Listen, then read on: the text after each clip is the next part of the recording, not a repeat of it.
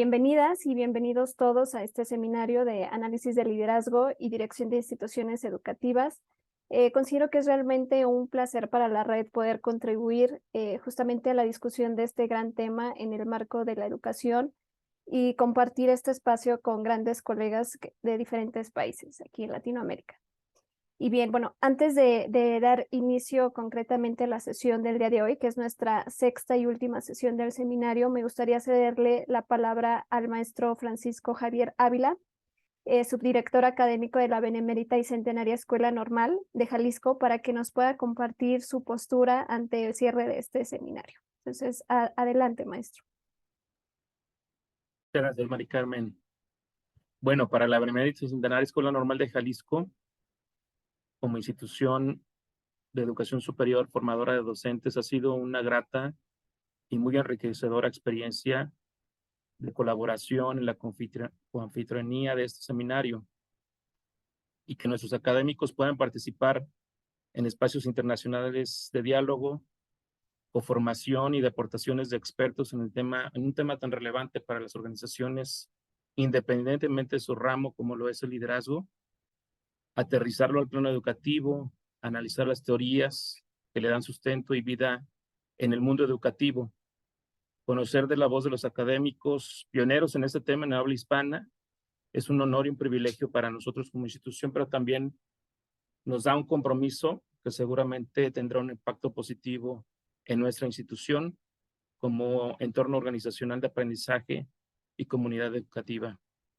Agradecemos enormemente a la Red de Investigación y Práctica en Liderazgo Educativo, Interlíder, y a la Unidad 141 de la Universidad Pedagógica Nacional y los participantes de países hermanos como Chile, Costa Rica, Brasil, todas las entidades de México y muchos más, por la oportunidad de esta participación con ustedes en este seminario de análisis de liderazgo y dirección de instituciones educativas. Muchas gracias a todos y esperamos seguir colaborando en este tipo de actividades. Muchas gracias, maestro.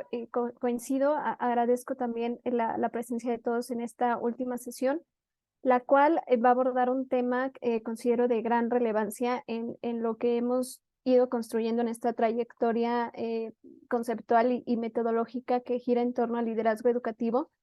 Esta sesión se titula Políticas Educativas en México y Costa Rica, una mirada comparativa al liderazgo de instituciones de educación superior, la cual estará a cargo del maestro Olvan Leonardo Bolaños Ortiz de Costa Rica, quien cuenta con una gran trayectoria profesional y académica muy digna de compartir con ustedes, que sin duda describirla por completo me tomaría una gran parte de la sesión y por esa razón decidí resumirla, espero de la mejor forma posible.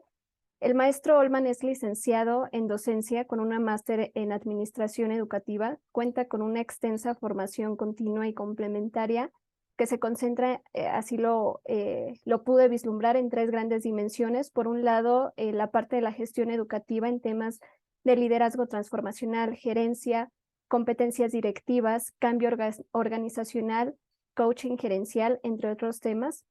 También dentro del área de gestión curricular en la parte de organización y diseño de cursos en línea, recursos digitales, evaluación de cursos virtuales, comunidades de aprendizaje, mediación pedagógica, tutoría en educación a distancia y pedagogía universitaria. Y por último, y no menos importante, en todo el tema de la investigación y docencia en la parte de metodología del marco lógico aplicada a la investigación, elaboración de artículos académicos y el desarrollo de proyectos. El maestro Olman cuenta con una gran experiencia en docencia, en presentación de ponencias y también en la facilitación de talleres desde nivel secundaria hasta nivel posgrado, principalmente en temáticas de metodologías de la investigación, administración y de la escuela indígena, talleres sobre política educativa, liderazgo y gestión. Actualmente es encargado de la carrera de bachillerato y licenciatura en Administración Educativa por la Universidad Nacional Estatal a Distancia, la UNED en Costa Rica. Dentro de la Escuela de Ciencias de Educación, también es coordinador interino de la Maestría en Administración Educativa, miembro del Comité Científico del Instituto de Gestión de la Calidad Académica dentro de la UNED, así como especialista de contenidos en diseños curriculares en diversas asignaturas. Es investigador activo de temas sociales y políticos, autor de 3 libros, Sociología de la Educación, Reflexiones Críticas, un manual de la práctica profesional en administración educativa y administración y gestión de la escuela indígena. También ha colaborado en la escritura de diversos artículos académicos recientes, incluso colaborando con la participación de algunos colegas aquí presentes, por lo que podemos considerar que tiene una gran experiencia en todo el tema de la investigación y la escritura académica. Y bueno, antes de cederle también la palabra al maestro Olman para dar inicio a esta sesión, me gustaría recordarles brevemente la dinámica de nuestras sesiones para que como cierre logremos la mejor experiencia justamente para tener un cierre digno de este seminario. Por un lado, comentarles que es muy importante que ustedes estén tomando nota de esta ponencia para poder completar o para poder integrar más bien el producto de este seminario, que va a ser un texto reflexivo con todo lo relevante en torno a estas sesiones, y también invitarlos a que estén participando de manera activa durante la sesión. Va a haber 2 momentos clave, uno de manera intermedia a lo largo de la ponencia del maestro Olman, y una al final para que podamos estar compartiendo estas reflexiones, ya sea a través del chat o si alguien gusta abrir su micrófono, adelante, estarán ahí disponibles las opciones para que puedan tomar la palabra. Y bueno, también comentarles que esta parte del entregable va a ser muy importante y es importante que tomen ustedes sus notas sobre estos temas que se han tratado, y incluso al finalizar la sesión, si alguien gusta compartir con nosotros cómo se sintieron durante el seminario o hacer una breve síntesis, con mucho gusto lo pueden hacer. Y bueno, sin más ni menos, le voy a ceder la palabra al maestro Olman Bolaños para que nos pueda compartir su ponencia. Bienvenido y adelante.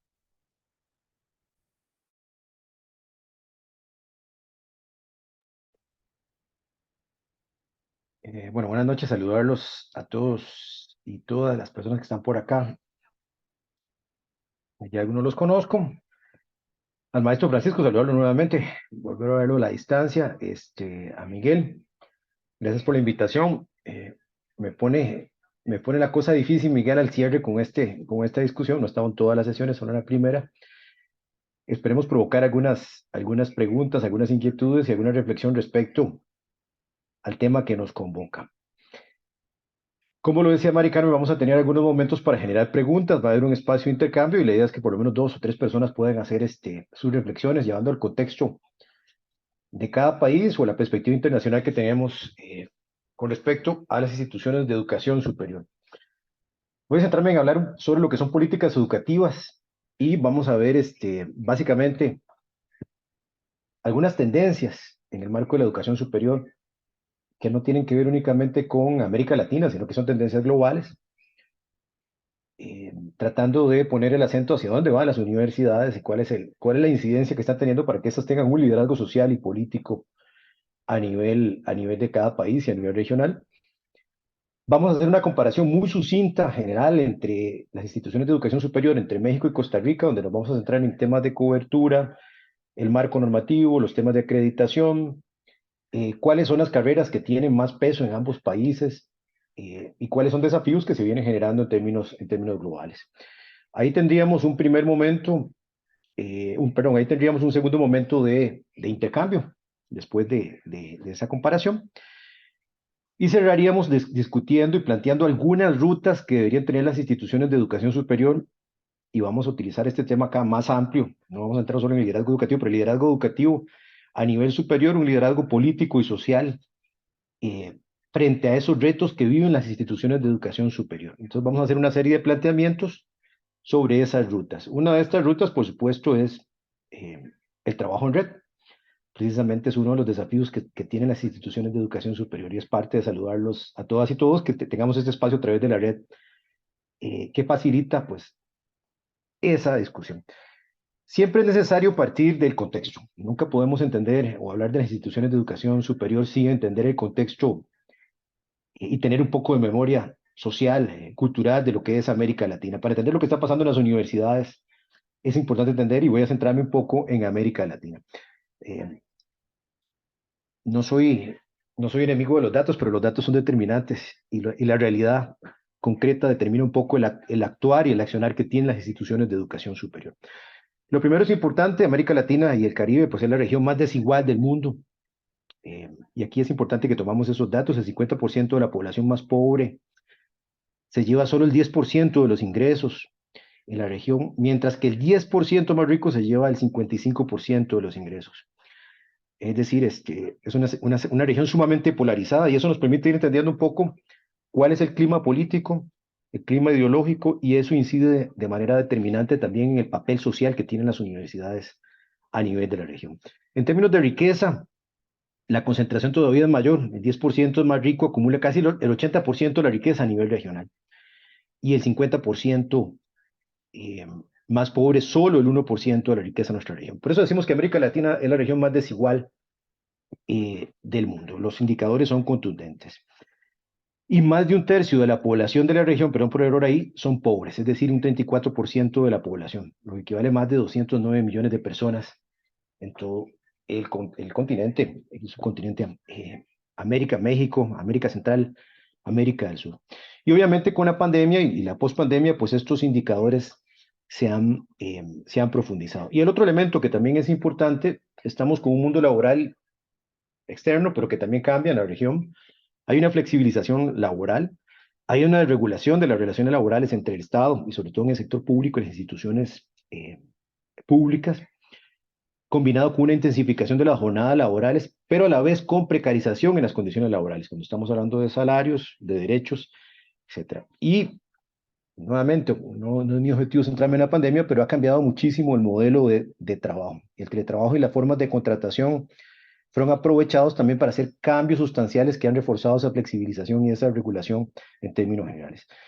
Y todo esto me lleva a hablar una frase ahí, déjense la pregunta por ahí, una tendencia a una educación para el trabajo. Todo ese cambio en la estructura productiva, en las relaciones de intercambio que existen entre países y al interno de los países también ha modificado también el foco de atención de la educación.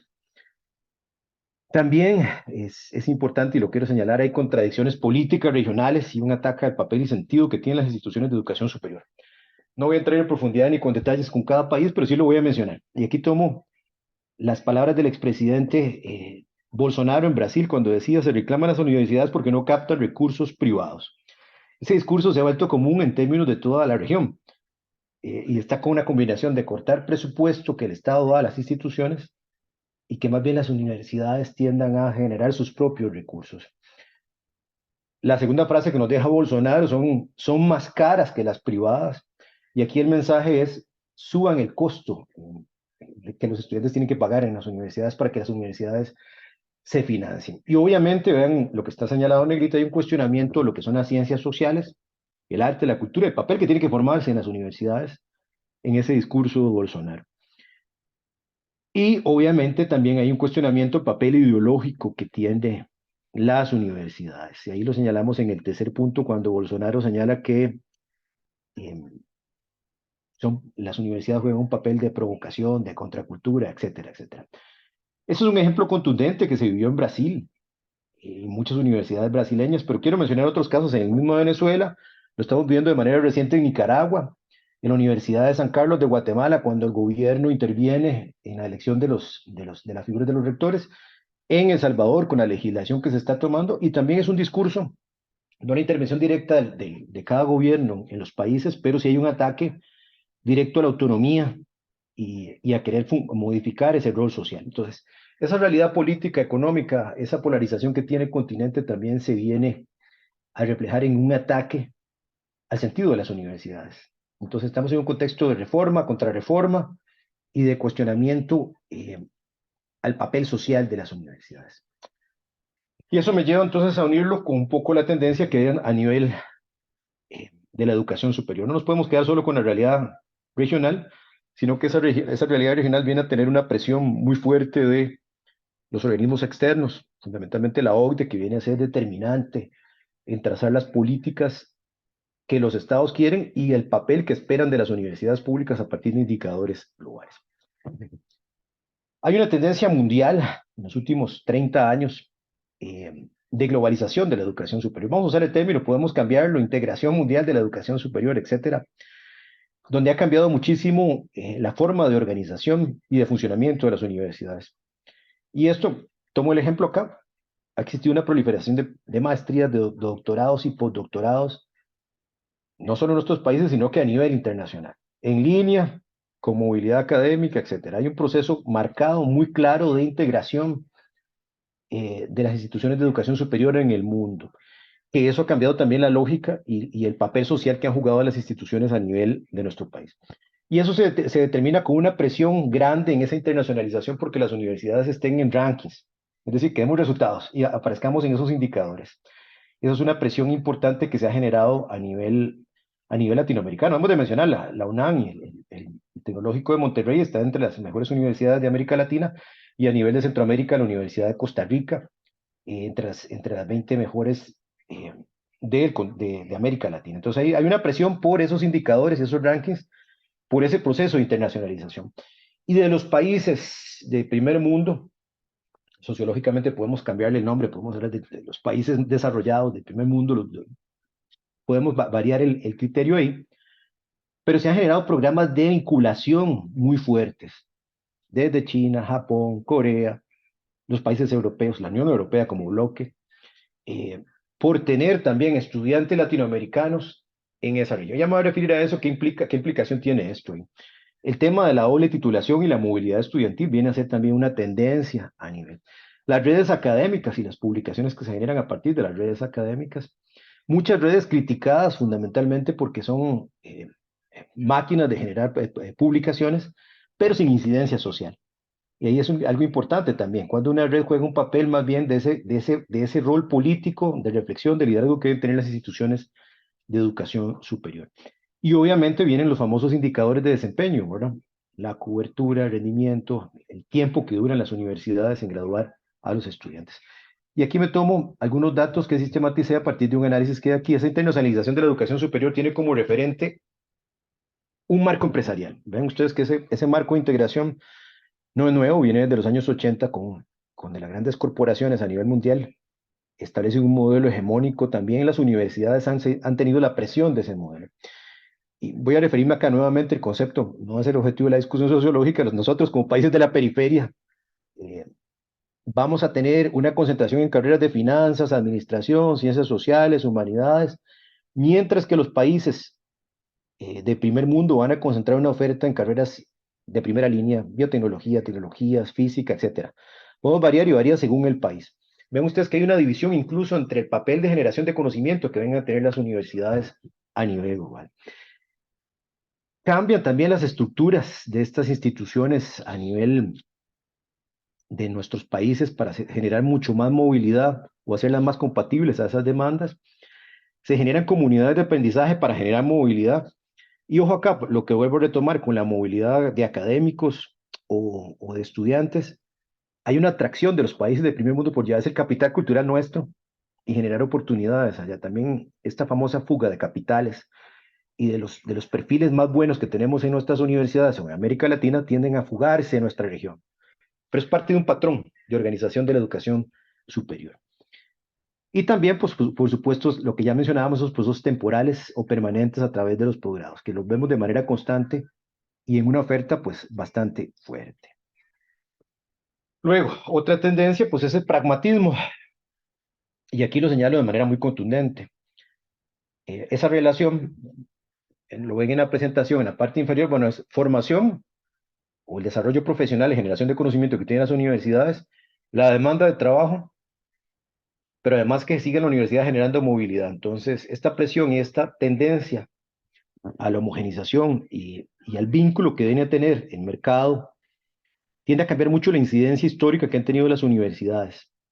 Entonces, vamos a generar conocimiento, pero en función de esa demanda del mercado. Entonces, esa triada, la formación y el papel histórico que jugaban las universidades ha venido a cambiar mucho por esa presión que viene a generar el mercado y esa demanda que se suma a la presión de los gobiernos. Por eso era importante hacer la lectura social y política y a la presión social que vivimos en la región. Y también hay una tendencia, eso se ve reflejado en ese pragmatismo con los indicadores de calidad. Las famosas acreditaciones no son solo un sello para garantizar que las instituciones públicas, pensando en nuestro país, en Costa Rica o pensando en México, que existe una normativa para que las instituciones públicas se sumen a esos procesos de calidad, es también, obedece también a indicadores externos y a indicadores que vienen de ese proceso de presión en esa transformación del rol que juegan las universidades. La oferta académica tiende a variar muchísimo y tiende a haber mucha presión con esto. Ahora me voy a referir a lo que dice particularmente la OCDE. Pero todo esto ha llevado también a transformar el papel que juegan los académicos en las universidades.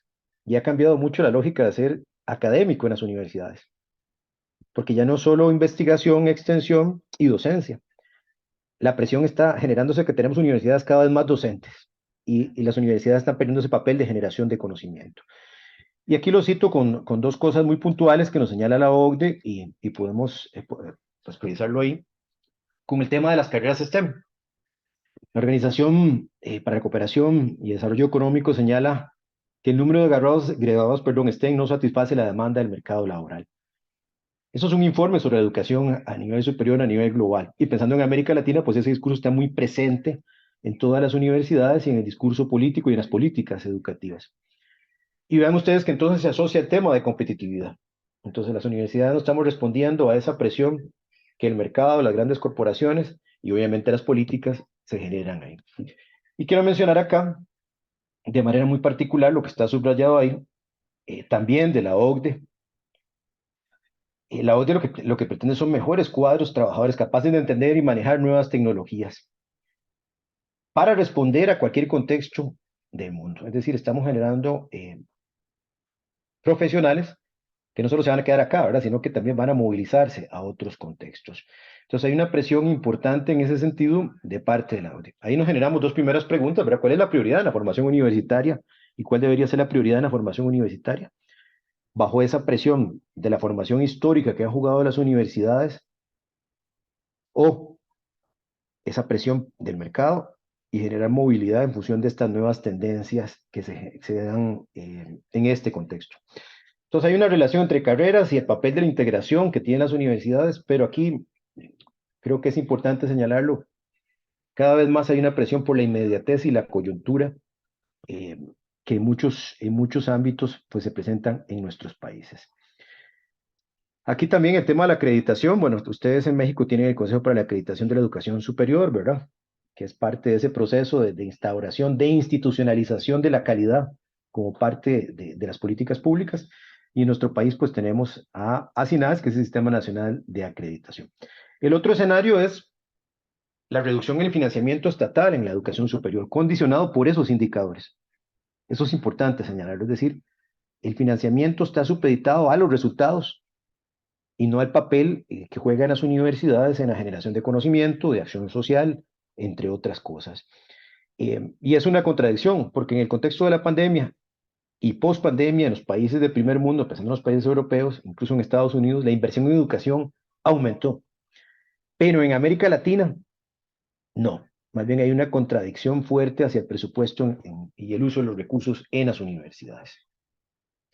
Y hay una tendencia, todo esto se refleja con una tendencia a la mercantilización, a la apertura, a la desregulación de la educación superior. Con un crecimiento, esto es interesante. Hay un cuestionamiento en las instituciones de educación superior públicas, pero a la vez hay una reducción de su papel, de su protagonismo, con una flexibilización y un crecimiento de las universidades privadas, que es un fenómeno que viene desde los años 80 en América Latina, pero aquí tomo los datos que nos da la UNESCO.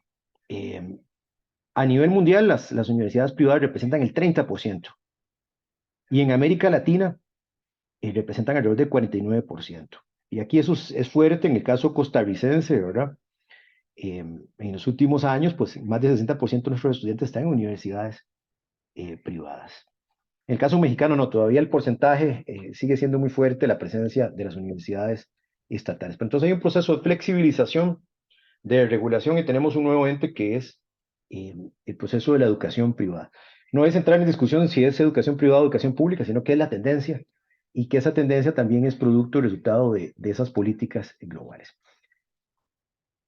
Y algunos datos, me interesa centrarme en lo que es la evolución de la matrícula en educación superior. Ha crecido la matrícula en los últimos 25 años, hemos duplicado la matrícula en educación superior en América Latina y el Caribe, mas no ha mejorado el presupuesto y se ha fortalecido el ataque de las universidades públicas en términos de lo que es autonomía, financiamiento, entre otras cosas. Interesante, me centro en América Latina y con la pandemia este dato aumentó, ¿verdad? El porcentaje de personas que ingresan a las universidades aumentó, públicas y privadas.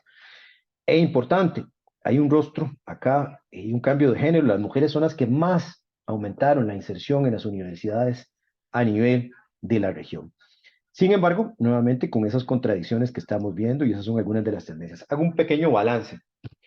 Obviamente hay un contexto socioeconómico y tecnológico y el mercado en general que está socavando esa particularidad de las universidades en el siglo XXI. Hay una confrontación con el papel histórico de las universidades y su rol tradicional en las tres áreas medulares y un cambio hacia la gestión por resultados. Y hay una reforma y ataque a las funciones de las instituciones de educación superior como una tendencia. Hay un crecimiento en las instituciones de educación superior, pero no logramos avanzar. Esto es importante. En América Latina todavía la educación superior no es universal. Todavía sigue siendo muy restrictiva. Y ahora lo vamos a ver en datos con respecto a esto. Entonces, lo cierro con una frase. Hay resistencia a las universidades, hay transformación, se siguen haciendo cambios en la oferta, con ese proceso de integración, pero a la vez estamos sufriendo una ofensiva, es decir, estamos enfrentando múltiples escenarios. Hago ese primer objetivo, que era un poco abrir esas tendencias macro y llevándole el contexto de América Latina, y más bien abrimos el espacio para ver si hay algunos comentarios, algunas preguntas o alguna reflexión desde nuestros contextos. Tal vez dos personas que lo puedan hacer abriendo el micrófono y Mari Carmen me va a indicar.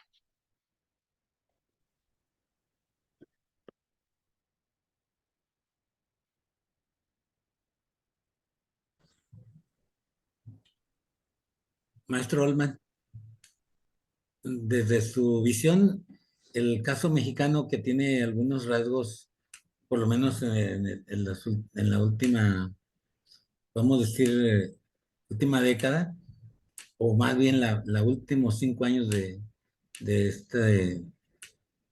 pues de esta década, tenemos una tendencia diferente de América Latina, o cuál es porque sí se ve como que camina por rumbo diferente. La tendencia tanto de educación superior como de educación básica, pero no sé cuál sea su percepción. Mucho gusto, Isaac. Bueno, estoy centrándome en datos en educación superior, ¿verdad? En términos de lo que es educación primaria, educación media, ¿verdad? Ahí son otros datos, lo manejaríamos en otro contexto. Bueno, con el caso mexicano, decir que hubo una reforma educativa fuerte que se deroga, ¿verdad? Y vuelve a haber una transformación. Entonces, estamos todavía en un proceso de acomodo, si se quiere, en el caso mexicano, en el contexto político, ¿verdad? Sí se mantiene la tendencia, en México crece la cobertura en educación, es decir, aumenta la cantidad de gente en educación superior. El tema de la calidad de la acreditación es un indicador que también se ve en México, es decir, no escapa de esto, ¿verdad? Pero los procesos políticos sí son distintos entre cada uno de los países.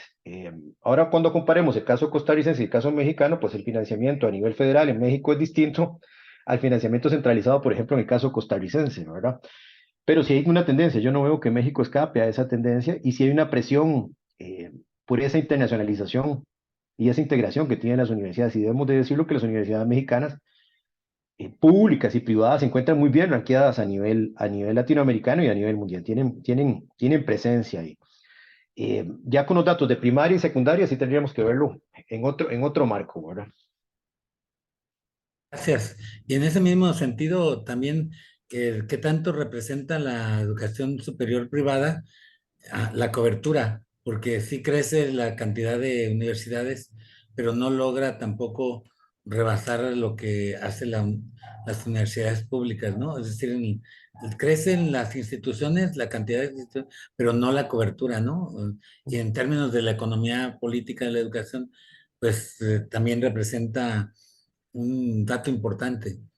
Ya lo vamos a ver en el dato ahora y viene un cuadro que voy a contarles ahí un poco la cantidad de estudiantes que hay entre universidades públicas y universidades privadas en México, pero porcentualmente la cantidad de estudiantes en educación superior en México en relación a la población total de México es muy poco. Todavía por eso insistir en el tema de universalización y el acceso a la educación superior, que sucede muchísimo también en otros países de América Latina, incluido Costa Rica. Ya lo vamos a ver el dato porque ahí vamos a ver cuánto de la población que hay en México con respecto Bien, a gracias. privado y pública.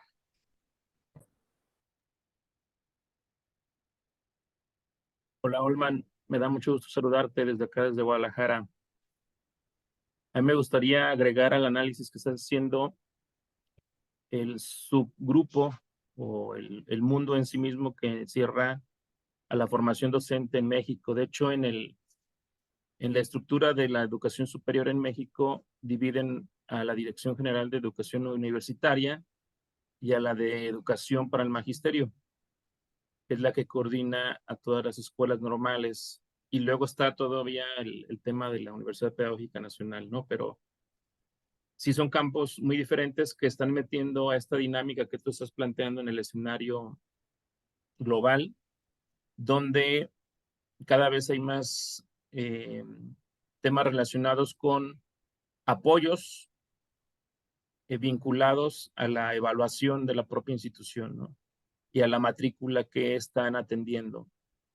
Matrícula que es regulada por el propio gobierno, en este caso local, y que también tiene otra lógica de trabajo porque las escuelas normales no tienen la autonomía que tiene una universidad, ni la capacidad, ni la cantidad de docentes, ni la cantidad de alumnos, pero sí tienen esos compromisos, ¿no? De ser institución de educación superior, de dar resultados en investigación, en docencia, en difusión, etcétera.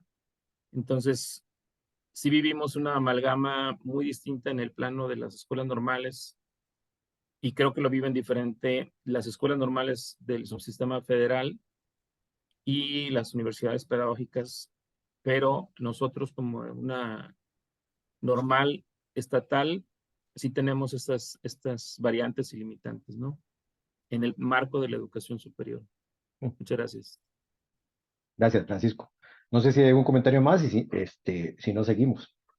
Bueno, Olman, yo brevemente estaba pensando en la relación existente entre la política a nivel Estado y las políticas a nivel universitario, cómo se retroalimentan entre sí y cómo tienen unas influencias sobre las otras. Y justamente coincido con la percepción del maestro Isaac de que México está en una contratendencia de lo descrito en términos de América Latina, al menos en cuanto al impulso a las políticas de la educación pública, que obviamente, también como lo señala el maestro Francisco, no ha alcanzado a permear todas las prácticas. Y una de las prácticas que han quedado exentas de la educación superior, en esa tendencia que duró pues 30 años, con lo que se le ha llamado el neoliberalismo en México, pues ahora no ha podido retroceder en términos a las políticas evaluativas en la educación superior, ¿no?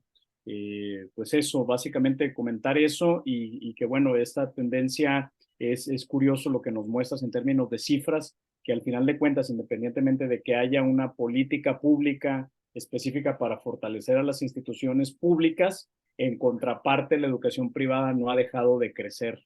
Qué fenómeno tan curioso, ¿no?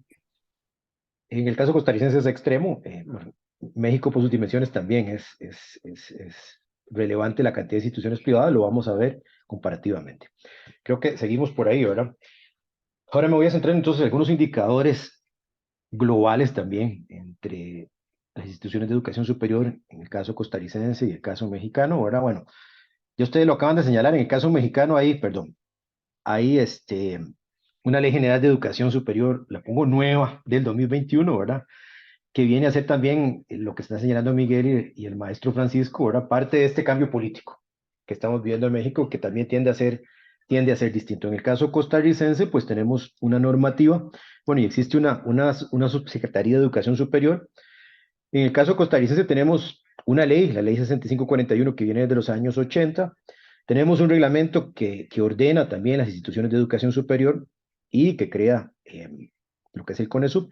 Tenemos un Consejo Superior de Educación y un Consejo Nacional de Enseñanza Superior Universitaria Privada. Es decir, tenemos varias figuras. Y a nivel público tenemos lo que nosotros llamamos el Consejo Nacional de Rectores, que integra todas las universidades públicas. En el caso mexicano estoy haciendo una síntesis. Ya si entráramos a la división federal, pues es mucho más complejo y puede variar, ¿verdad?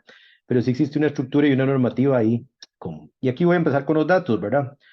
En México tenemos más de 3.500 instituciones de educación superior. 1.008 instituciones públicas y el resto son privadas. El detalle de cuáles son privadas, en qué ámbito de formación y todo lo demás, pues tiende a ser muy, muy variado. Sin embargo, en México la diversidad en la oferta académica tiende a ser, ya lo vamos a ver en cuadro, más diversa y con más especialidades. En el caso costarricense, pensando en México, no sé, me corrige Miguel y Francisco, más de 130 millones de habitantes, la cantidad de instituciones que hay, pues es relevante en relación a esa población. En el caso costarricense, un poquito más de 5 millones de habitantes y tenemos 64 universidades. 5 públicas, 6 internacionales y 53 privadas. Yo no sé si entraremos casi pensando en Guadalajara, ¿verdad? En Jalisco, pensando que somos más pequeños todavía, pero vean ustedes la magnitud en términos de lo que hay. Y hay una concentración de carreras en educación y administración, finanzas, economía, en el caso costarricense, que también en el caso mexicano lo voy a ver con un dato también, si sumamos las carreras de ciencias sociales, derecho y educación, tiende a ser la tendencia. Y refleja mucho esa división que se hace en esa tendencia internacional, y concentrarnos a nosotros en ciertas carreras y las carreras, usémoslo así, más de punta o que están a la vanguardia, se quedan en el primer mundo. Y en el caso costarricense, pues concentramos un total de más de 1.341 carreras y vean ustedes, educación y ciencias económicas. Y en nuestro país hay una sobreoferta, si se quiere, de docentes y también hay una generación importante de desempleo. Ahí hay una comparación entre ambos, general en cantidad entre ambos casos. Y aquí me voy ahora sí, viéndolo en grande, al caso mexicano, estamos haciendo, ven ustedes que hay universidades públicas federales, los colegas mexicanos van a tener más profundidad en esto, universidades interculturales. En el caso nuestro no tenemos esto, tenemos únicamente un bachillerato con énfasis en Cabecar, que es un grupo indígena acá, pero no tenemos esta profundidad y esa división y esa especialización que tiene el sistema educativo mexicano. Y ven ustedes la cantidad de población que se atiende en total, estamos hablando de casi 5 millones de personas en las instituciones de educación superior mexicanas al año 2022. Esa estadística puede variar, obviamente, ¿verdad? Y en el caso costarricense estamos hablando de 140,000 estudiantes, solo en las instituciones públicas. El dato de las privadas no lo tenemos, no es tan preciso. Las universidades privadas en nuestro país son muy desreguladas, a pesar de que el Estado tiene una obligación legal de darle seguimiento, no contamos con cierta información. Y es también, por ejemplo, en términos de acreditación, las instituciones públicas tienen la obligación de apostar a la acreditación o al sello de calidad en esa tendencia, pero las privadas no. Igual que con lo que son marcos. Nosotros tenemos un marco centroamericano de la educación superior. En México también existe un marco regulatorio para la educación superior y hay indicadores, pero las privadas no los acatan. Entonces, en nuestro país sí hay una tendencia que refleja también ese crecimiento y ese negocio en que se ha convertido la educación en general en diferentes áreas. Y acá quiero reforzar el dato que señalaba, ahora si sumamos la cantidad de instituciones, sumamos el área de educación, ciencias sociales y administración, estamos hablando que más del 40% de la oferta educativa en México tiende a concentrarse en esa tendencia que es global. Y las carreras, y ahí viene la crítica de la OCDE hacia nuestros países, las carreras que tienen que ver precisamente con tecnología y otras áreas, que es la demanda del mercado, pues tienden a ser las menores. Entonces vean ustedes que tanto México como Costa Rica tienden a reflejar esa tendencia en el tipo de oferta académica que se está dando. Respecto a la inversión en educación, comparativamente entre México y Costa Rica, pues en relación al Producto Interno Bruto, en el caso mexicano, tiende a ser un 4.9% según el informe de la UNESCO, y en el caso, y el promedio original es 5.2, anda muy cercano la inversión.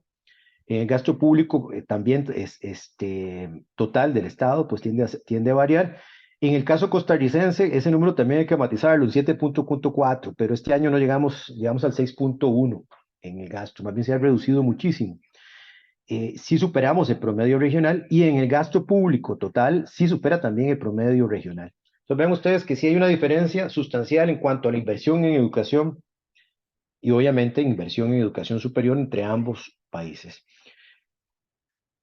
Y lo refiero con un texto acá, en términos generales. Bueno, obviamente ya lo señalaba Francisco, cada gobierno federal ofrece un financiamiento que tiene que ver también con el número de estudiantes, de personal y las tendencias históricas de esa institución. También hay un factor político que tiende a variar acá, pero el artículo 62 de lo que es la Ley General de Educación, al menos un 1% del Producto Interno Bruto del gasto estatal debe destinarse a la educación superior. Es muy similar a lo que se ha establecido acá en el artículo 85 de la Constitución Política en Costa Rica, que el Estado debe garantizar lo que es el Fondo Especial para el funcionamiento de la educación superior en Costa Rica, y al menos un 1% sí se ha logrado. Hemos oscilado entre el 1 y el 1,40 en la última década del porcentaje del PIB en educación. Entonces ahí tenemos una relación normativa en la cual se coincide, digamos, en cuanto al financiamiento de la educación superior. Y en términos de procesos de calidad, pues existen, aparte de la agencia que ya mencionamos antes, que es el COPAES, también los comités interinstitucionales de la evaluación de la educación superior y el Consejo Nacional de Ciencia y Tecnología funcionan como entes reguladores de la calidad. En el caso costarricense, solo SINAES. Existen más instancias en México ahora, pero hay una tendencia a nivel regional y global. En materia de cobertura, la educación superior en México está en un 38,4%, en Costa Rica un 54%, el promedio mundial, según la OCDE, viene a ser un 72%, y a nivel regional el 48%. Sí hay una variable acá en relación al caso mexicano con respecto a la región, y esto no lo podemos explicar simplemente de manera aislada. Obviamente tienen que ver los factores que hablábamos antes de financiamiento, el tema de la admisión a las universidades, los factores socioeconómicos y los contextos políticos de cada región. Y pensando en el acceso a la educación superior entre México y Costa Rica, en Costa Rica el 30% de la población tiene un título universitario. En México, de acuerdo a la OCDE, el 82% de la población no tiene educación superior. Es decir, hay una diferencia importante acá del impacto que está teniendo la educación superior, y si vemos los números, por eso mencionamos los casi 5 millones de personas que asisten a las instituciones de educación superior en México, que todavía hay un tema de impacto, de incidencia. Sin embargo, a pesar de todo ese reflujo y todo lo demás, las instituciones de educación superior, pasando públicas y privadas, en el caso mexicano, que hay algunas que están ranqueadas muy bien a nivel internacional, la generación de conocimiento, la investigación, el impacto sigue siendo fundamental. Voy a mencionar el caso costarricense. De la investigación, del 100% de la investigación, el 78% pasa por esas 5 universidades públicas. Sigue teniendo mucho peso, a pesar de ese reflujo de las universidades, en esa generación de conocimiento, en las publicaciones, en intervención en diferentes contextos sociales, y obviamente sigue siendo referencia en términos socioculturales. Es decir, las universidades siguen jugando ese papel histórico en este contexto de reflujo. Por eso lo importante de hablar de reforma, contrarreforma y resistencia. Y en el informe de, de la OCDE para el 2023, pensando en el caso costarricense, que podemos leer el informe para la educación superior de la OCDE a nivel global, tiende a haber una tendencia a que los recursos no se destinen tanto, estatales, no se destinen tanto a las instituciones de educación superior, es decir, a nivel superior, sino que se inviertan en educación primaria, media y media técnica. Entonces aquí está cambiando también nuevamente esa división internacional de trabajo y el rol que se está esperando en la generación de recursos humanos a nivel regional. Hago esa pequeña comparación entre ambos países con algunos indicadores globales, y si hay, volviendo a la pregunta que decía el colega Isaac, si hay algunos indicadores, ¿verdad?, que sí demuestran diferencias entre México y América Latina en términos de cobertura, de acceso, etcétera, etcétera. Podríamos hablar incluso también del tema de admisión a la educación superior. Y aquí también hay otros indicadores, no los estoy mencionando, pero que son muy, muy, muy parecidos entre Costa Rica y México con la cobertura. Tenemos más presencia en las zonas urbanas que en las zonas rurales en el acceso a la educación superior. Todavía sigue siendo un dilema histórico de América Latina, no solo de México y de Costa Rica. No sé, abrimos para ver si hay alguna duda o algún intercambio ahí en relación a esto, a esta comparación general.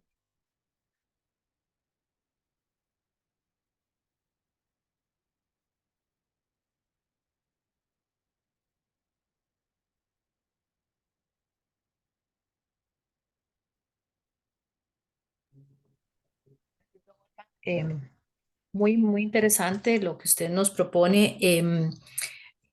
Pensando precisamente en ese análisis y más lo que uno vive en el sistema educativo costarricense, si tengo la oportunidad de estar, ¿verdad?, inmersa en toda esta situación, ¿verdad?, con el Ministerio de Educación Pública y la influencia interesante que tiene la parte de las decisiones políticas en las cuales Costa Rica ha estado pasando por los últimos años, o más que todo por el último el gobierno actual, y tal vez influencia lo que quedó del gobierno anterior, ¿verdad?, que ha llevado a la toma de decisiones y entre los cuales esa situación en la que se colocan las universidades, ¿verdad?, a la hora de tener que defender una serie de derechos en los cuales en Costa Rica se venía, ¿verdad?, por derecho constitucional, como lo es tener el respaldo, ¿verdad?, público lo que es la parte del Producto Interno Bruto, ¿verdad?, para ese porcentaje en particular. Entonces, eso hace interesante y cuando usted lo anota ahí en relación a lo que es las universidades privadas, ¿verdad?, que vemos el efecto y muchas veces el efecto de esas universidades privadas las tenemos más en las zonas rurales donde se aprovecha el hecho de que no hay tanta cobertura, se lo menciona, solamente 5 universidades estatales, grandes universidades estatales, las cuales han hecho un esfuerzo importante para ir sobreviviendo con tan poco, en algunos momentos, financiamiento, ¿verdad? Lo vivimos nosotros con la Universidad Estatal a Distancia, ¿verdad?, que tiene uno de los montos más pequeños de lo que le corresponde a la educación superior y lo vemos que es lo que promueve a la influencia de política actual, al tratar de proliferar más en la educación privada, lo que genera muchas veces es que la población quiera tener la oportunidad de acceder a una educación superior, pero esa educación superior se ve menoscabada en la calidad, ¿verdad? Y entonces eso, por promover o proveer a la gente de esa oportunidad, lo que hace más bien es en detrimento de la misma calidad y de lo que puede lograr el mismo individuo, ¿verdad?, como tal. Entonces creo que eso hace algo muy interesante. Poderosamente usted hizo un análisis desde el momento que ingresó, ¿verdad?, con la parte de la influencia política y creo que, o sea, a mí me hizo un clic pensando precisamente en que cómo esa ideología política ha venido influenciando en todas estas estructuras en América Latina, ¿verdad? Entonces creo que este análisis que usted hace, ¿verdad?, nos afecta y creo que es una situación de toda América Latina, ¿verdad? Eso es Ahí, lo que gracias. siento, ¿verdad? Gracias, Ana Lucía, por el comentario. Sí quisiera tocar dos cosas que indicas. Bueno, obviamente el papel de las universidades privadas es parte de la reforma del Estado y de la desregulación que tiene en respecto a la educación. Eh, Hay cambios importantes y aquí hay un indicador clave. No lo tengo en la presentación, pero es un indicador que ustedes pueden buscar. Quienes acceden a la educación superior a las mejores universidades públicas generalmente son los estratos medios o altos de la estructura social. Los sectores más excluidos están yendo a las universidades privadas, son los sectores trabajadores, pero su perfil profesional no es el pertinente, ¿verdad? Entonces eso está generando más bien ese efecto de polarización, de desigualdad en América Latina porque no se está generando movilidad. Y eso es un indicador importante. Entonces, ¿quiénes están llegando a las universidades públicas? Obviamente, empezando en México, que está complejo, no podemos generalizarlo, pero ¿quiénes llegan con mayor fuerza a las mejores universidades? ¿De dónde vienen? ¿Dónde acceden? En el caso costarricense también podemos ver la variación ahí, pero sí tiene que haber una tendencia importante. Y lo decía el informe de la OCDE de manera, si se quiere, irónica, que el fondo, en el caso costarricense, particularmente el informe, parte de lo que era el presupuesto estatal debería también llegar a las instituciones privadas. Era la recomendación de la OCDE en ese informe. Obviamente ahí hay una contradicción política fuerte, pero tocas algo importante, ¿verdad? Se están tomando indicadores que vienen desde los organismos internacionales, no solo la OCDE, también lo que es el Banco Interamericano de Desarrollo, el Banco Mundial, de lo que se espera como rendimiento en educación. Y ojo acá con esto, por eso uso la palabra el rendimiento y los resultados en educación. Por ahí para comentar esto que nos indicabas. No sé quién más iba a decir algo, perdón. Sí, la maestra Katia Calderón. Muchas gracias, buenas noches. Me disculpo que no puedo abrir la cámara. Nada más, bueno, don Olman, quería aportarte un dato que sí, efectivamente en Costa Rica la mayoría de la producción y la generación de conocimiento a través de investigación y desarrollo lo hacen las universidades públicas, casi el 80%, por lo menos ha oscilado siempre así, con un mayor porcentaje en la Universidad de Costa Rica. Pero ¿cuánto de esto, digamos, cuánta inversión tiene el país con respecto al Producto Interno Bruto en materia de investigación y desarrollo? Es realmente ínfimo con respecto a otros países. En Costa Rica nunca ha subido al 0,35%. En los mejores ha estado en 0,33, 32, me parece que estuvo a principio del 2020, 2021, pero siempre ha estado muy por debajo de la media de inversión con respecto al Producto Interno Bruto en investigación y desarrollo. Y eso obviamente afecta muchísimo eh, la generación de conocimiento y todas las posibilidades de desarrollo sostenible que pueda tener el país, ¿verdad? Mm. Ese era el comentario. No, gracias, a Katia por el comentario. Obviamente en nuestro país, vuelvo a señalarlo, la mejor universidad de Centroamérica es la Universidad de Costa Rica. Y la mayor parte de la investigación, la acción social, la genera la Universidad de Costa Rica. Pero de la inversión en educación, el porcentaje que se destina a investigación y acción social es muy poco. Y lo señala Katia ahora, y es también una tendencia, en las universidades se han vuelto universidades docentes, por eso lo señalaba también al inicio, ahora, ¿cuál es el peso que tiene?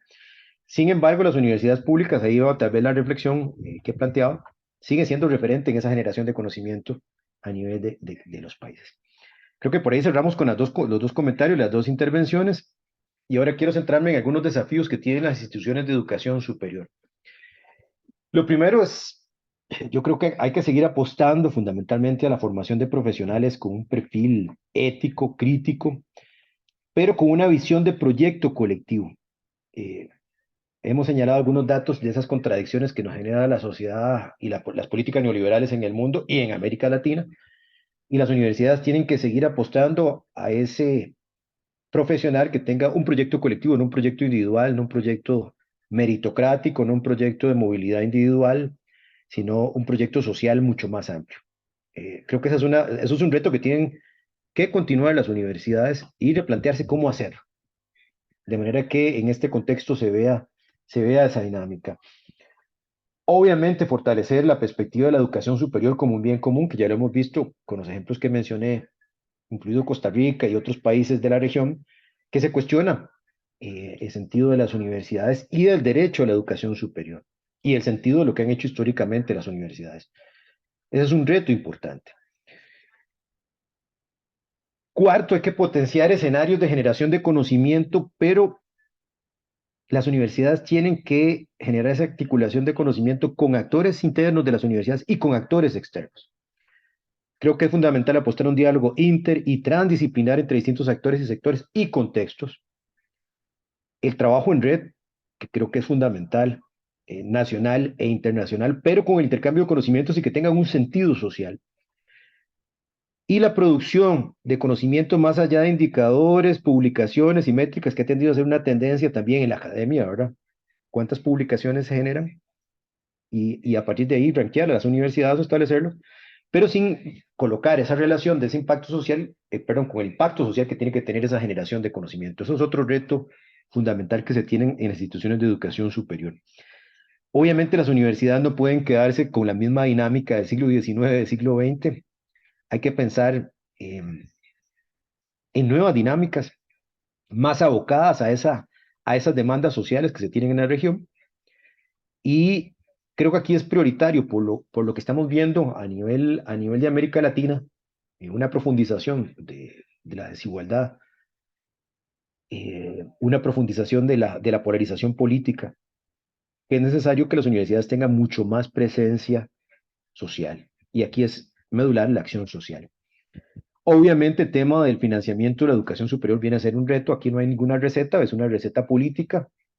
Y va a depender de toda la combinación de los factores anteriores. Las universidades tienen que seguir resistiendo, generando propuestas alternativas, vinculándose socialmente, Y eso es lo que va a generar esa presión para lograr el financiamiento. Pero esto es muy volátil, no lo podemos establecer. Y aquí también hay un reto de universalizar la educación superior en la región.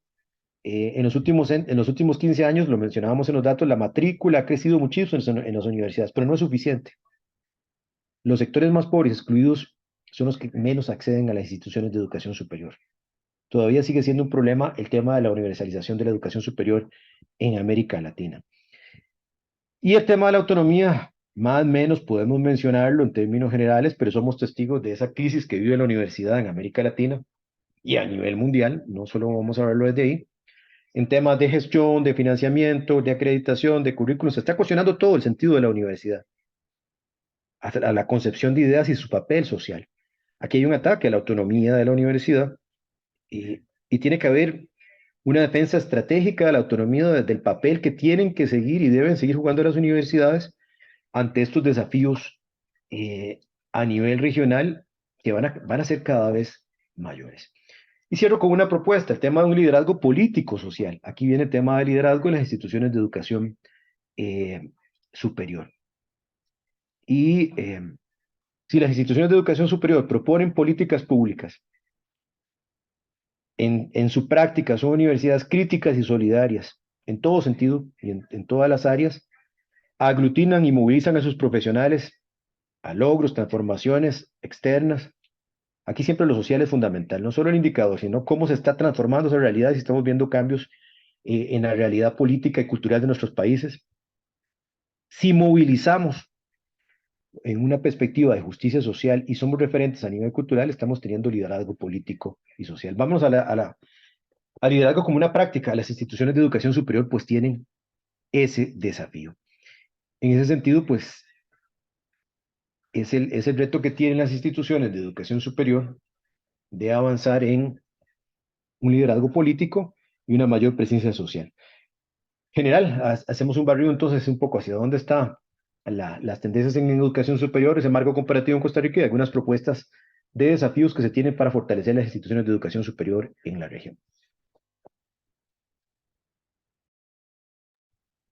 Muchas gracias, maestro Olman. Y tomo la palabra para después cederla también a los participantes del seminario, pero considero que justamente estos últimos dos desafíos nos dan la pauta para vincular el análisis del liderazgo educativo y todo lo relacionado en cuestión a la gestión educativa y escolar, de cuál es su papel para poder cumplir con el acercamiento a este análisis de desafíos y atenderlos sobre todo. El tema o este recorrido del contexto histórico, social, económico y político de Latinoamérica en las universidades nos da también pie a pensar en las consecuencias que ha traído, como la precariedad laboral, las condiciones de trabajo a la que nos enfrentamos, incluso jóvenes egresados, y cómo son estas condiciones de trabajo en la que a partir de estos cambios tan volátiles, tan acelerados, no permiten que el currículo esté vinculado estrechamente o esté alcanzando a estos cambios de las necesidades del mercado laboral que ahora demanda, ¿no? Muchas veces se habla justamente que los planes de estudio no responden a estas necesidades, pero también es mirar o hacer este análisis de partir de dónde están surgiendo estos cambios y estas necesidades. Y es aquí donde también considero que el papel de estos líderes en cada una de las instituciones va a jugar un papel importante, si no es que justamente ya los análisis se refieren hacia esa dirección de saber cómo es que se enfrentan o más bien que ayudamos a que se puedan atender estas necesidades a través de la formación de estos profesionales, como lo referían, con un perfil ético, un perfil crítico y sobre todo social a nivel colectivo, teniendo también no un problema, pero una etapa coyuntural en torno a la educación virtual y a distancia, en donde justamente estas formas de abordar los contenidos no propiamente son de manera colectiva, sino se están yendo más a la parte de individualismo y a la parte en la que a raíz de que quizá no se cuenta con los perfiles profesionales docentes preparados para atender estas coyunturas, es que no se ha sabido cómo redireccionar o atender la parte de la educación virtual. Entonces considero que son muchos temas los que se derivan de este análisis y de este recorrido que nos has hecho. Y aquí es donde invito a los asistentes a que puedan compartir sus reflexiones finales e inquietudes en torno a este tema.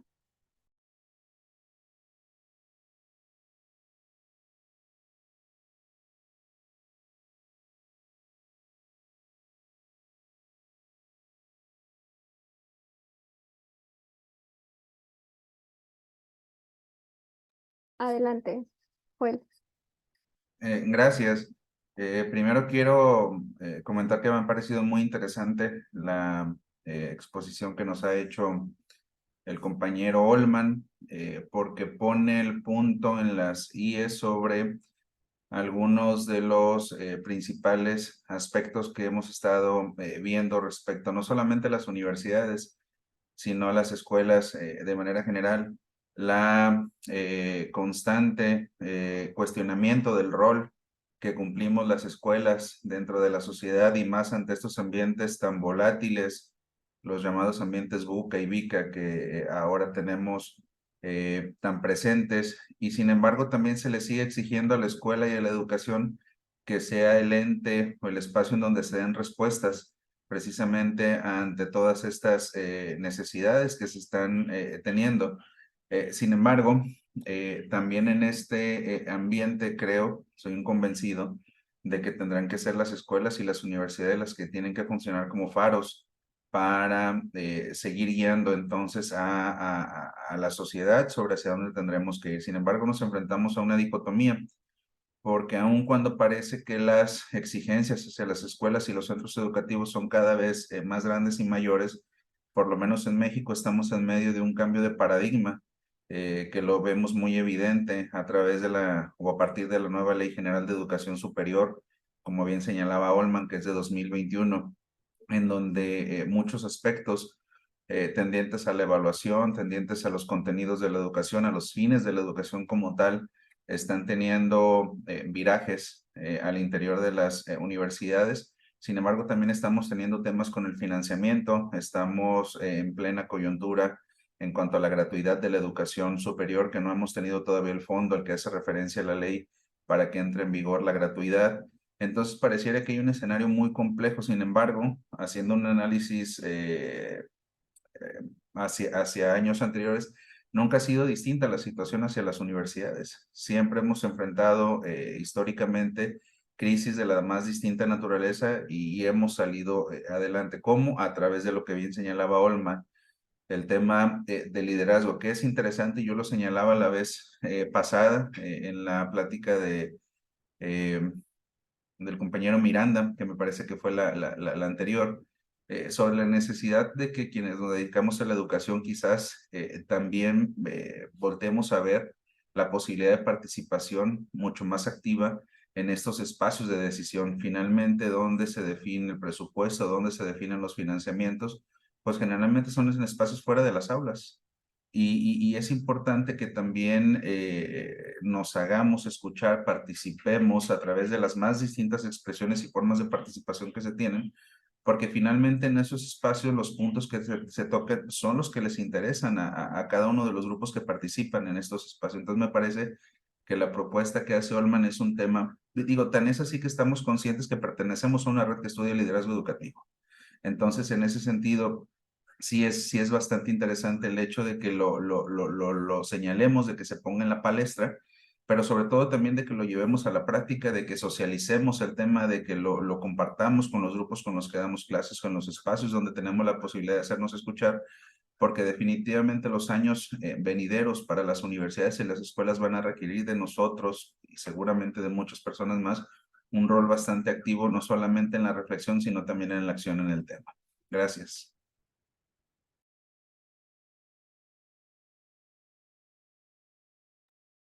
Yo te quiero preguntar, Olman, hacer una pregunta respecto a ¿Qué puntos ciegos estamos teniendo en el análisis respectivo a las instituciones de educación superior públicas y su pertinencia social en la época actual, tanto en Costa Rica sobre todo, más que en México? Porque quienes me conocen a mí personalmente saben que yo soy un estudiado principalmente en la educación pública durante toda mi vida, no solo en la etapa de educación superior, pero obviamente he tenido participación en la educación privada. Y en ocasiones cuando se hacen propuestas que analizan al presupuesto en educación pública y al Producto Interno Bruto y lo que se invierte en educación, pues obviamente son dos indicadores totalmente directos con que apuntan a la calidad educativa. Sin embargo, también no hay que olvidar que pueden haber otros puntos ciegos con respecto a la participación política dentro de las universidades. Uno de los que se me ocurren de bote pronto es cómo también las universidades públicas se han convertido en espacios altamente politizados, en donde no cabe otra discusión más que la discusión política de corte estatal.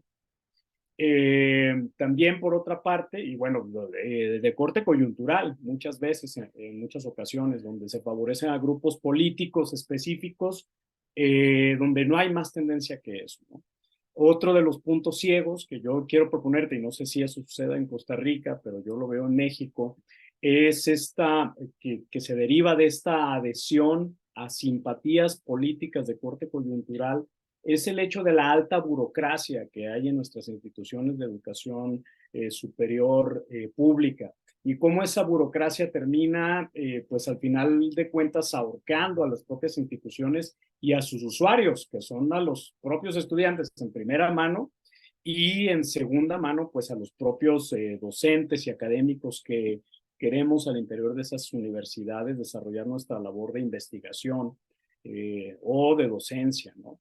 Y por último, no sé si lo observes tú también como un indicador. Obviamente estoy siendo aquí el abogado del diablo, ¿no? Porque yo te digo, a nadie le puedes preguntar aquí más que a los colegas que me conocen que yo soy un defensor acérrimo de la educación pública, pero estoy haciendo la de abogado del diablo. Y por último, también la pertinencia de la formación de las instituciones de educación pública con respecto a la formación académica rigurosa, tanto para la investigación como para la especialización de las propias carreras que ofrecen. ¿Tú observas como un punto ciego esos tres puntos? La alta politización coyuntural, la burocratización y obviamente, digamos, baja rigurosidad en algunas instituciones de educación pública, o no son puntos de discusión. Bueno, la estás poniendo compleja, Miguel. Lo primero sí decir, vámonos al segundo punto, el tema de la poca flexibilidad o pragmatismo que tienen las universidades en general para brindar respuestas sociales. Es decir, las universidades también, como parte de la estructura del Estado, y empezando en el ámbito costarricense, pues son sumamente burocráticas, que no es una tendencia aislada de las universidades, ¿verdad? Refleja un poco también la situación estatal en nuestro país.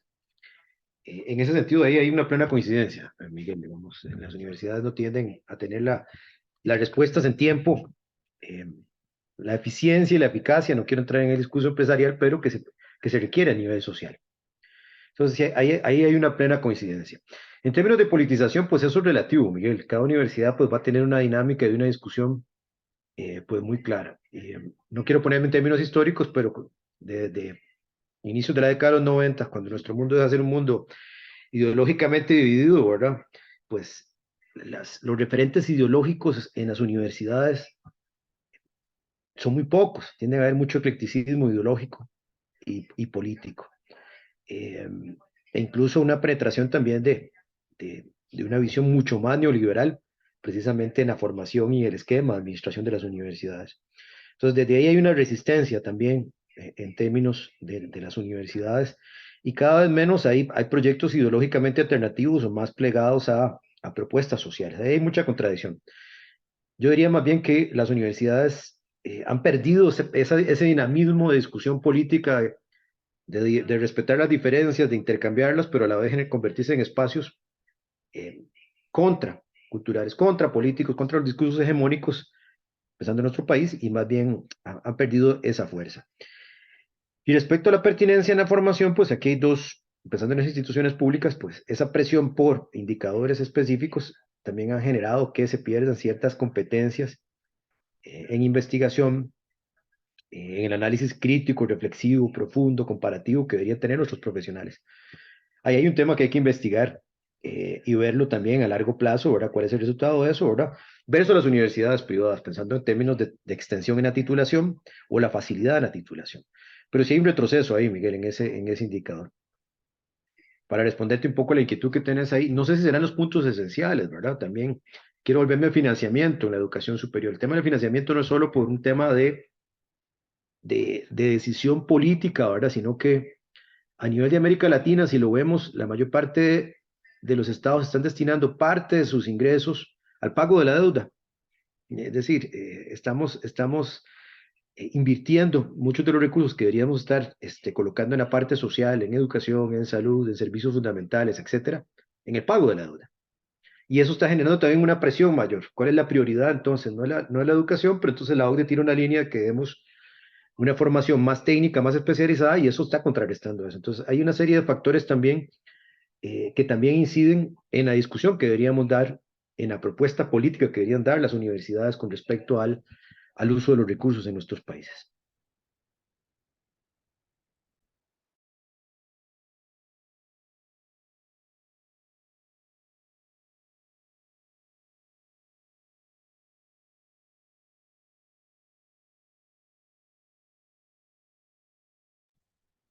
Muchas gracias, Olman. Y bueno, en el chat Irma Alba nos comparte que la burocracia termina siendo un obstáculo y un lastre para la educación superior y la investigación. ¿Alguien más va a realizar alguna aportación, algo relevante en torno a todo el seminario del curso o alguna duda que tengan por compartir?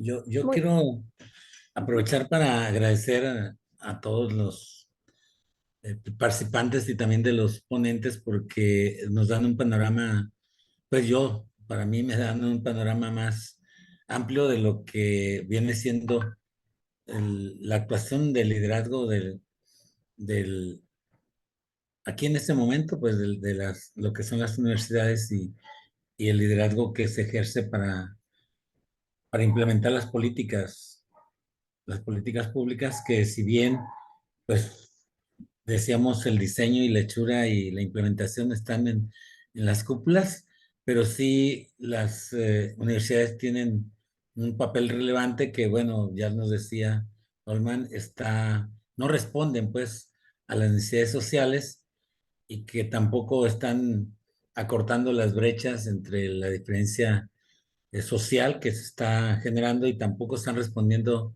a la planta productiva o la empleabilidad a la cual se debiera de estar respondiendo, pero también tiene que ver con esa parte estructural que ya mencionaban, pero sí yo creo que es importante reconocer que es otro ámbito de liderazgo que se tiene que hacer para gestionar y para promover que por lo menos las áreas sustantivas se vayan, se vayan cubriendo para también a la vez dar mayor cobertura, que tenemos problemas, sí, muy, muy, muy claro, pero sí tenemos que impulsar más liderazgo y más gerencia y más gestión para que la universidad retome papel. A lo mejor no le corresponde ya por el tipo de movimientos políticos que se dan, pero sí estar más articulado a las necesidades sociales y sobre todo sectores más podemos decir, más prioritario le llaman ahora, pero son los que más necesitan, ¿no? La parte de los sectores que no acceden tan fácil a la educación superior. Y a mí me parece que, para mí me da un panorama muy amplio este seminario de cómo se ejerce el liderazgo en los distintos países que yo la verdad no conocía.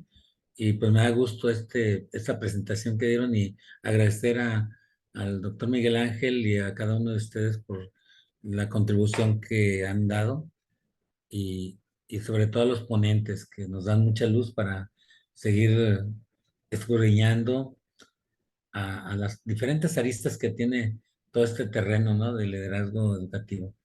Y agradecer a todos su participación. Muy amable, gracias. Muchas gracias, maestro Isaac.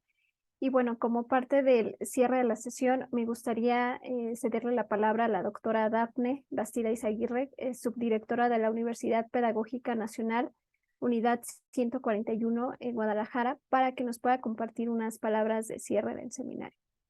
Adelante, doctora. Buenas noches. Espero que se escuche bien porque estoy fuera de un espacio de trabajo. Pero bueno, quiero agradecerles la participación, sobre todo al doctor Miguel Ángel Díaz, por haber diseñado e implementado este seminario de liderazgo educativo. Creo que ha sido muy importante para nosotros tener este programa dentro de la universidad. Y bueno, lo digo aquí a nombre del profesor Juan Flores Vázquez, que por esta vez no pudo estar presente para poder él dar cierre a este seminario. Pero aún así, pues le agradezco todo el trabajo que ha realizado y además, pues ha tenido mucha participación, tanto nacional como de invitados a nivel internacional y todos los ponentes que han hecho posible este seminario. Entonces, pues esperamos que continúe en la siguiente año, en la siguiente sesión. Y no, muchas felicidades, doctor, y a todos los ponentes por este trabajo. Muchas gracias, doctora Dafne. Y bueno, voy a hacerle la palabra justamente también al doctor Miguel Ángel Díaz para que nos pueda compartir algunos anuncios breves y por supuesto también nos dé el cierre del seminario. Bueno, pues se siente como un poco de nostalgia. Parece que estuvimos aquí más de un año juntos, ¿no? Al final ya parece que nos hablamos con tanta familiaridad entre todas y todos y es pues muy enriquecedor. Esto generalmente tiene mucho que ver con la dinámica lo más horizontal posible que procuramos dentro de la red de investigación y práctica en liderazgo educativo, el poder encontrarnos como estudiantes, como académicos, como profesionales de la educación, más allá de nuestras propias barreras de grado, de cualquier otra cuestión que nos categorice.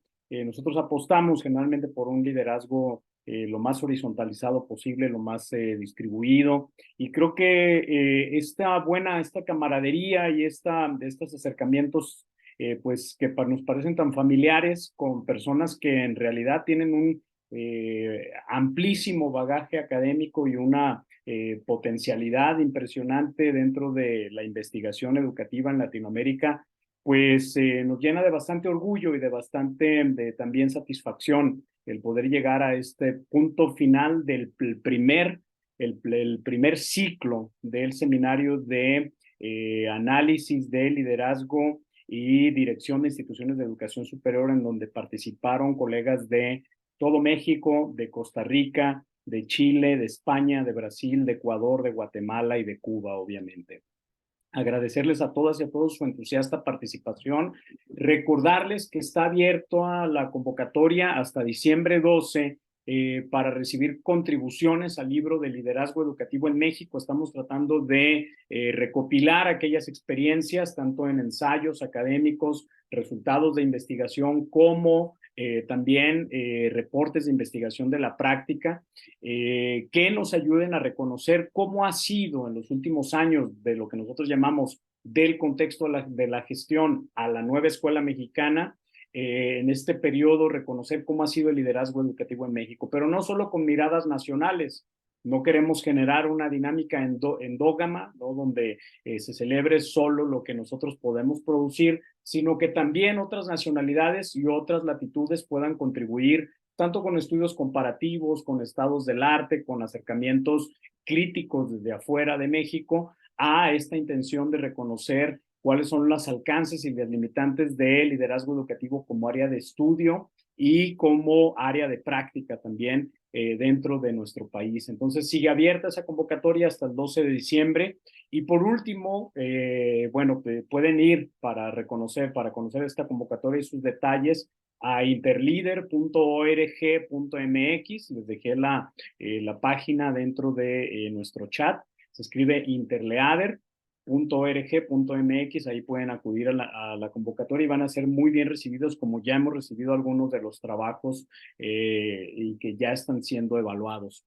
Agradecerles, por favor, a los colegas, al maestro Francisco, a la doctora Dafne y al maestro Olman, pedirles que por favor agradezcan a su vez a la directora y al director de la UPN, a la directora de la Benemérita Centenaria Escuela Normal de Jalisco, el director de nuestra UPN, el maestro Juan Flores, y también al rector de la Universidad Estatal a Distancia de Costa Rica, por favor, maestro Olman Bolaños, y hacerles palpable reconocimiento por haber aportado a este primer ciclo del seminario de análisis de liderazgo en la dirección de instituciones educativas. Agradecerles a todas y todos ustedes el haber estado aquí desde tantos países y el dejar la expectativa de nuestro próximo ciclo del seminario, que seguramente va a contar con la participación de estas instituciones y de otras que se vayan sumando. Esto es una bola de nieve y que quedan abiertas por lo menos algunas aristas de liderazgo para la equidad, liderazgo para la justicia social, liderazgo desde las perspectivas feministas que están abordándose últimamente, obviamente también de liderazgo desde las políticas educativas mucho más amplias, y pues dejarles esa expectativa de que pronto estaremos organizando un segundo ciclo de este seminario. Estén muy atentos a las redes sociales y un grandísimo agradecimiento y muy sincero desde la Red de Investigación y Práctica en Liderazgo Educativo. Gracias por los esfuerzos, por el esfuerzo de estar aquí y a todas las instituciones. Las constancias de participación del seminario les serán entregadas en su correo electrónico. Nosotros tenemos un correo electrónico de todas y todos ustedes. Recordarán que al comienzo hicimos un censo, más que un censo, una inscripción, y a ese correo electrónico les serán entregados. Solo estamos recogiendo algunas firmas de directivos de las instituciones para incluirlas dentro de las constancias y muy pronto las tendrán. No pasará de 15 días y las van a tener en sus correos electrónicos para que por favor estén al pendiente. Agradecer también a Silvia Ortiz el apoyo desde Interleader Youth, a Julio Torres de la Universidad Pedagógica Nacional por el apoyo técnico y a todas y todos los involucrados en los apoyos institucionales a nuestros ponentes que fueron de primera calidad y de la más alta categoría. Y por último, también, sobre todo, a las y los participantes que estuvieron en este seminario. Muchísimas gracias y un abrazo muy fraterno desde Guadalajara, México, y ojalá que nos volvamos a encontrar muy próximamente. Un abrazo a la distancia y hasta pronto. Muchas gracias. Hasta luego. Todas y a todos. Gracias. Gracias, buenas noches. Buenas noches. Gracias, Muchas buenas noches. gracias. Buenas noches. Gracias. Gracias.